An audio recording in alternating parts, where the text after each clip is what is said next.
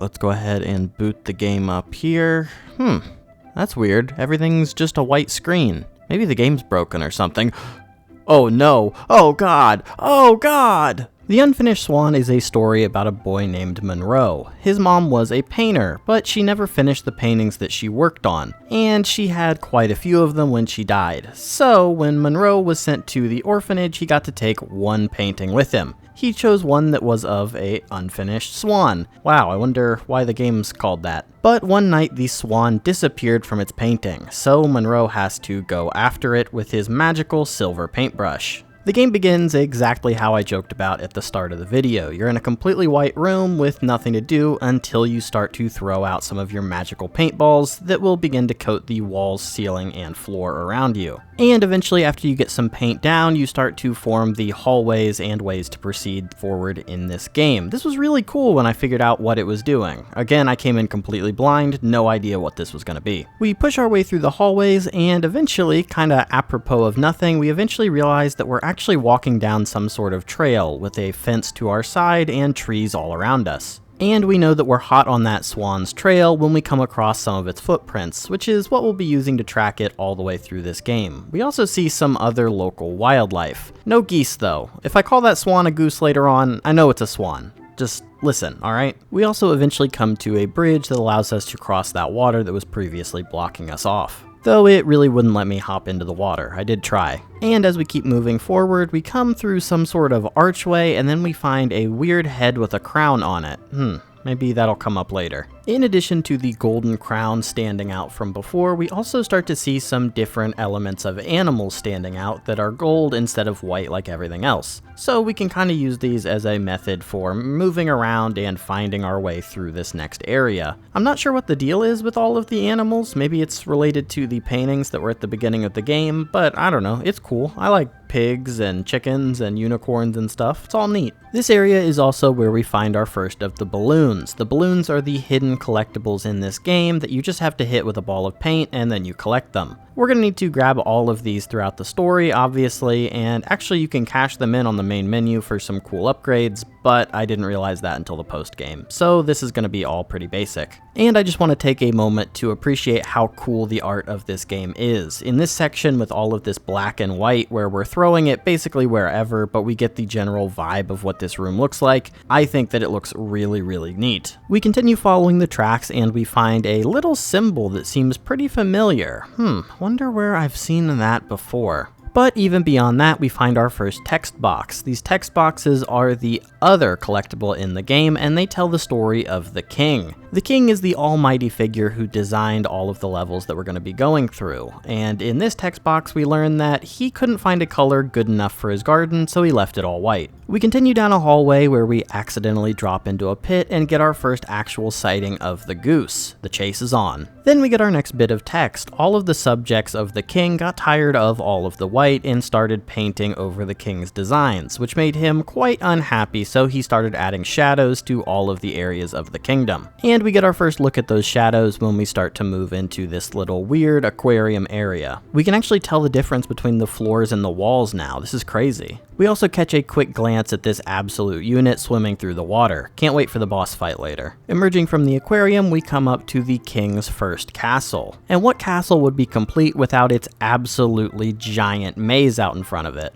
Oh, geez. And of course we see the swan take off into the maze, so we're gonna have to pursue it. While we try to figure out our way through the maze, we find another little text box that gives us some background information. The subjects once again weren't super thrilled with this giant complicated maze, and the king had to do something about it. Eventually we make our way out of the maze and up above it, where we get our next bit of text. The king got so frustrated with all of the requests of the people of his kingdom that he decided to start over. He painted himself a boat and he left, never to return. We once again see the swan take off in flight in front of us, so we hop into this little hot air balloon to chase after it. We try to reach over the side to grab it, but we just miss, falling into the water below. But I'm sure everything will work out because we earn the achievement Painter for finishing the garden chapter up. Monroe climbs out of the water and finds himself in a second city, but there's no signs of the swan or any other people around. But luckily for us, we don't need that stinky old hot air balloon anymore because we see a cool floating ship that happens to be powered by balloons. I'm sure it'll be fine though this time. Now that we're in the city, things are a little bit different. There are some additional colors in the world now, and also our paint has changed to blue, and the paint will disappear a second after it's on the ground. And our blue balls of paint even have some new abilities. We can actually use them to hit levers and stuff now. I guess they always had that ability, but we didn't have any levers in the first level. But we do get some good news. We find a set of the swan's tracks, so we know we're in the right area. Now we just need to figure out how to get up to them. But once again, we get a little bit lucky. We find a switch we can hit with our balls of paint to open up the floodgates, and we can use that to cross deeper into the city. Hopefully nobody was like working at the bottom of the dry canal though. We come to the next area and it's completely filled with scaffolding. I really hope Monroe didn't like drown a bunch of workers when he opened up the floodgates. This would be a really different game if he did. We climb our way up the scaffolding and we get our first good look at the swan in this level. So we are on the right track, we've just got to keep going forward. Well, we've got to keep going across. Now that the construction workers are all gone, nobody can judge us for operating this crane without a permit or anything. We find our next bit of text, and we learn that the reason the canals exist is because people were putting so much garbage on the roads the king had to intervene. But when he installed so much water to the place, a bunch of vines began covering the city. Yeah, we're probably going to see those pretty soon, huh? Yeah, pretty much right away. We find a new switch that we hit, and all of a sudden the water flows in, and some new plant life can grow where it had died once before. We're back in business. And we must be using some water-based paints because every time we throw some of our paint down, the vines start to follow it and cover the ground. You might notice here in the gaps that I spent a lot of time absolutely covering every inch of everything with these vines because I didn't understand at first. I thought I had to hit the actual like bulb part with the paint to get it to go. But it turns out the vines will actually pretty much follow wherever you put your paint to begin with. But these vines do give us a cool way to climb up some walls that we couldn't before. And we can even use it to climb across a couple vertical walls as well. And this one goes over water, so we get another shout out to the big guy. Oh man, this boss fight is gonna go crazy. We're starting to catch up to the swan again, and we start to see some more footprints as we once again use the vines to climb around the city. And we're really starting to bring life back around here now. We can even use the vines to make this like whale statue thing that uses its blowhole to knock down another balloon. I did not expect this. This was super cool. We've been the closest to the swan that we've been yet as we use the vines to form a bridge, but the swan takes off once again. And our next relevant box of text tells us that the reason the vines are so prominent all across the city is because the servants got tired of picking them for the king and started watering them in secret. And right after that, we climb up onto the sea wall where we get another box of text telling us about how much the king hates the sea, which is weird considering we're standing on his sea wall. He vowed to make a kingdom that would last forever, but we've already seen him abandon at least one. As we continue walking along the sea wall, we find a telescope that we look into, and of course we zoom in, and we see a statue of the king in the distance, and the king is sleeping inside of this statue of himself. That's weird, but we do earn the achievement telescopic at least. The vines continue to be the greatest utility player in the game as we use it to kind of monkey bar our way across the map. And we find another text box giving us a story about how the king created a big monster to try to take out the vines that were taking over the city. Ooh, there's gonna be a second boss fight! This level also features the paint hose, one of the upgrades we'll be able to purchase after the game that is pretty useful honestly. Aw man, update on that big monster we were gonna fight. Apparently the king actually managed to defeat it with his soldiers and his giant hippo. Shame. But what's not a shame is catching back up to the swan, just as we get to the top of the tower and we attempt to ring the bell to no success. But at least now we've made it up to the ship, we can hop on and once again take off after the swan. But the swan leads us directly into a cloud and everything turns black. Which brings us to the conclusion of Chapter 2 as we earn the achievement Climber. Monroe continues following the swan even through the darkness before we eventually hit a tree and get stuck. And now we find ourselves in the middle of the forest looking up at the giant statue of the king, so I guess we know where we're headed. We once again find some swan tracks that we can follow, but this level is a little bit different. In the forest, things are a little bit spooky, and we have to hit these little pear-shaped lights with our balls of paint to get them to light up and guide our way. This level is also the only level to introduce any PvE elements. There are some truly hideous monsters that lurk in the dark, and if we stay out of the light for too long, they do try to attack us and set us back. But eventually we do manage to find this cool ball of light that we can hit down and push along our path to keep things illuminated.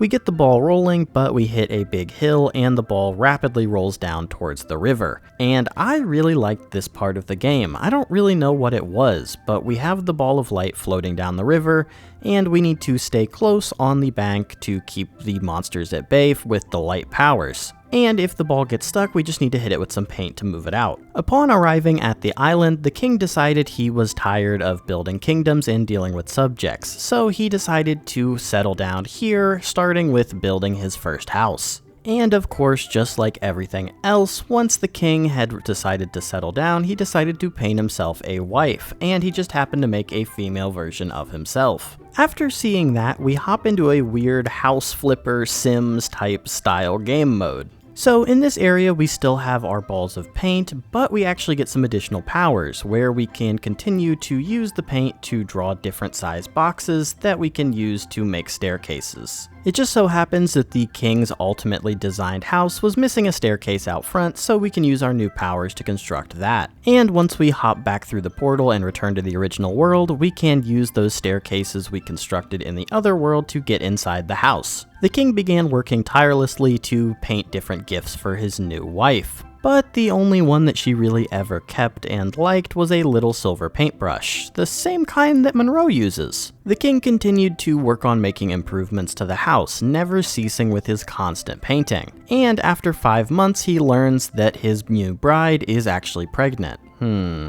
We also notice that the house is missing a little bit of the upstairs, so we hop into another portal to go fix that. We once again use our cool new powers to work on some home improvements for the king. We continue moving along and climb up to the top of a tower where we find another telescope that we use to zoom in on the moon with 2 people standing on it. I don't know what this means, so if anybody could tell me what this is in reference to, I would really appreciate it. And once again at the top of the tower, we construct another bridge that allows us to take another portal back into the attic of the house where we started. We continue progressing to the base of the king's statue when we find another text box that says on the night before the queen was going to give birth, she decided to leave the island with only one painting of an unfinished swan. I think we kinda know what's going on here, but let's go ahead and get to the bottom of it anyway. We hop on a boat and we head to the king's statue once and for all. Here we come upon the king's final resting place and his final project. He decided to start working on a giant monument of himself,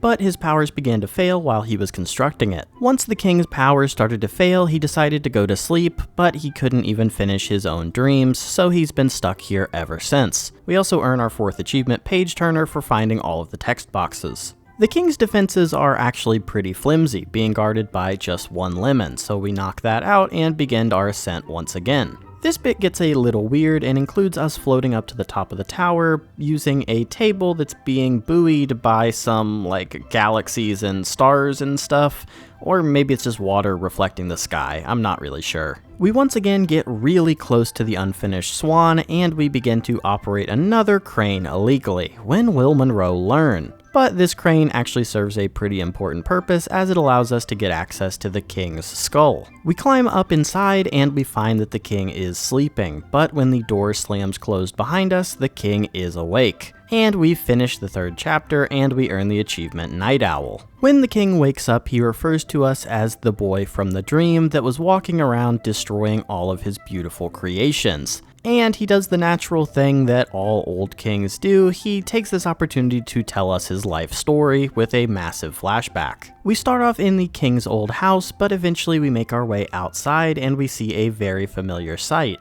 the beginning of the level where we were putting down all of that paint. And we come across that king's skull that we absolutely drenched in paint as well. Well, sorry king, we didn't really realize. The king makes his way out to check on the labyrinth once again when the credits of the game start. I really like this. Credits where you're still playing the game and getting to walk around and they're kind of embedded in the environment. You don't see it super often. We follow the sounds of some people eating and celebrating, but when we get into the dining room, we find that we are still alone and things get a little bit of a horror element once again. We come across some more water and we need to construct ourselves a little raft, but we've got full man strength now so we can actually pick up our boxes. This is another power that we could have bought this whole time. The king reflects that he wanted his creations to last forever, but now it seems like the majority of them are going to be destroyed before he even goes. That's pretty sad. Then we enter a weird scene with the king's own funeral, and we get another giant close-up look at a swan. We walk back out onto the king's island, but as we continue to walk forward, the king gets bigger and bigger and bigger, and eventually we manage to topple the statue that he made of himself. I guess we've kinda mastered that anyway. The king gives a pretty insightful monologue about how he thought he would be really disappointed that all of his works were going to be destroyed, even though he wanted them to last forever. But he reflects that he actually enjoyed creating them, and he would have done it anyway.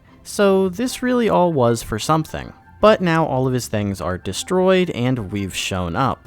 But he can give us a little gift to take on our way. The king gives us his paintbrush because his work is over, and he says that hopefully it makes us happy, and someday people will say that we're a better man than our father. So we get a little bit of confirmation there, if we weren't already pretty positive. Monroe follows the swan out of the king's final resting place, and when he gets home that night, he finally finishes the painting his mother started, and now this is a finished swan. We still have some things to collect and a couple more achievements to grab, but as the game ends, we earn the achievement Dreamer. Let's get into finishing everything else up. The first thing we do is make a beeline right for all of those upgrades that we could have been purchasing this whole time, but we didn't. And the most important one is the balloon radar, so now we can go back through all of the levels and grab the remaining balloons. Thankfully, we did a pretty decent job of clearing them up the first time. This game has a really good chapter select system, so it doesn't take us very long at all to go back through and finally earn the achievement Balloonist for popping all of those balloons. Our next two achievements are related to the cool new perks we've just unlocked. We need to craft one of these cubes in the house level, hold it above our head, and then switch to the sniper rifle tool and shoot the box up into the air for 15 and 30 meters respectively to earn the achievements Rocketeer and Spaceman. And with that, we only have one achievement remaining in this game, and this last one is kind of crazy actually. We need to start from the beginning and make it all the way through the first level using 3 or less balls of paint. And this would have been pretty tricky, but I ended up using a guide that I found online, so that'll be linked in the description down below. The first level is actually pretty deceptively big and kind of elaborate and confusing, and it took me actually quite a while even with the guide. But the real key is to utilize the different solid colored objects in the environment to make our way around. And we do get to use 3 balls of paint, so we use them sparingly, but we do need to put them down at a couple different key points where we can kind of distinguish different parts of the environment we wouldn't be able to tell via sound cues. But eventually, after 2 attempts, because at one point I got super lost, we do manage to make our way all the way to the end of the first level where we see the swan and we earn the achievement Minimalist. And now we can say we've officially done everything in the Unfinished Swan. So how did we do? The Unfinished Swan took me a total of 3.6 hours, which seems pretty standard. It's a pretty short game. The only thing that really delayed me at all was messing around with all of the vines when I didn't really understand how they worked. This game was super cool, and I'm so happy I got this recommendation. It was kind of on my radar after I played What Remains of Edith Finch earlier this year, because, surprise, this is made by the same people, and also it's kind of a prequel to the game related to the characters. I'm not going to get into it and spoil that, but I also happen to have a video on my channel doing everything in What Remains of Edith Finch, so if you're kind of interested in that, you can check that out. But anyway, this was a super creative game. I kind of wish they would have done a little bit more with the splattering paint stuff from the first area, but that is because I really liked that part, and I get that they didn't want it to overstay its welcome. It's also pretty crazy that this game came out in 2012. I feel like I've never heard anybody talk about this game ever. You occasionally hear somebody talk about What Remains of Edith Finch, but this game is kinda left out in the cold. I assume it's because it was so short and kinda so artsy, I guess, but man, this was a super fun game to play. And nice and short if you're looking for some easy achievements. But as always, I hope you enjoyed. Please feel free to leave any comments you have down in the comments below. And also, you can feel free to recommend any other games you'd like to see me check out, because guess what? This was a comment submitted game. So I hope you enjoyed, person that submitted this game. And also, as always, I hope you enjoyed, and I hope to see you next week. Thanks so much for watching. See you!